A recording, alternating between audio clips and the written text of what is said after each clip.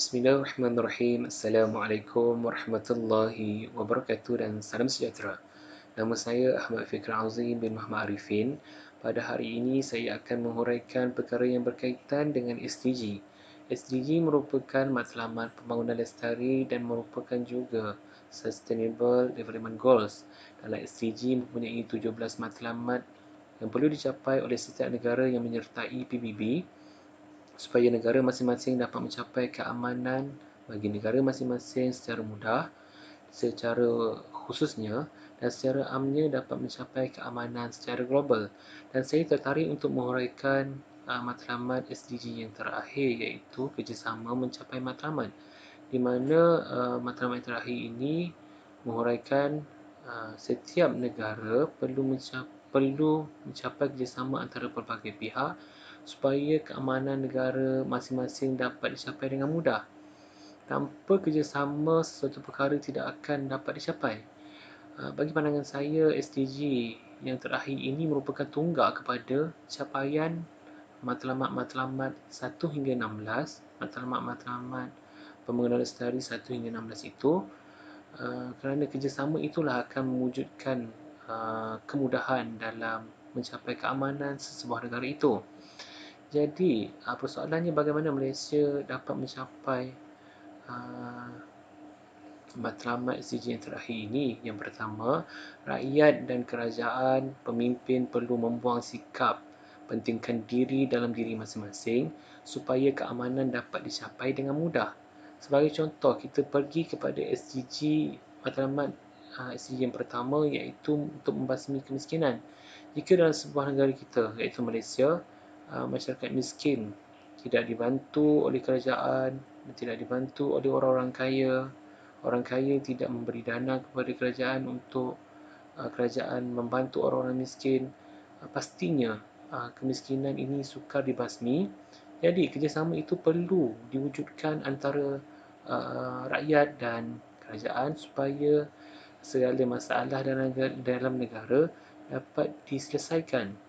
Contohnya, orang kaya memberi dana dan sumbangan kepada kerajaan, kerajaan menggunakan dana itu untuk meningkatkan taraf hidup orang-orang miskin dalam negara kita. Jadi, kerjasama itu sangat penting. Dan kerjasama inilah yang ditujukan dalam matlamat yang terakhir dalam SDG untuk sebuah negara itu ikut supaya keamanan negara itu dapat dicapai. Okay, seterusnya kita pergi kepada cabaran Malaysia dalam mencapai matlamat SDG yang terakhir ini. Setiap perkara pasti dan saya yakin ada cabarannya. Antara cabaran dalam mencapai matlamat SDG yang terakhir ini adalah kemahiran teknologi yang lemah dalam segelintir masyarakat Malaysia. Jadi kebanyakan masyarakat Malaysia kita, terutamanya golongan miskin, mempunyai kelemahan dalam penggunaan IT. Dan apabila mereka lemah dalam menggunakan IT, mereka tiada telefon pintar. Dan apabila mereka tiada telefon pintar ataupun telefon bimbit, mereka punya perhubungan dengan masyarakat luar tercejas. Tiada berlakunya jurang antara segelintir masyarakat Malaysia dengan masyarakat yang lain.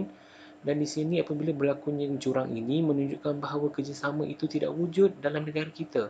Jadi matlamat SDG tidak dicapai apabila negara kita adanya jurang antara satu masyarakat dengan masyarakat lain. Jadi apabila kita ingin mencapai dan menepati matlamat-matlamat SDG ini, sebuah negara kita, sebuah negara itu iaitu contoh Malaysia, rakyat dengan rakyat yang lain perlu bersatu dalam mencapai keamanan negara, dalam menyelesaikan masalah-masalah dalam masyarakat. Okay, jadi dalam SDG yang terakhir ini menghuraikan bahawa betapa pentingnya kerjasama dalam kalangan masyarakat dalam sebuah negara untuk mencapai keamanan bagi setiap negara itu. Tanpa kerjasama yang telah dimaktubkan dalam matlamat SDG ini, tanpa kerjasama masyarakat tidak akan bersatu. Dan apabila masyarakat tidak bersatu, pastinya keamanan negara sukar dicapai. Sebagai contoh, akan berlakunya kemiskinan secara berleluasa, secara berpanjangan dan tidak wujudnya keamanan dalam negara tersebut. Assalamualaikum.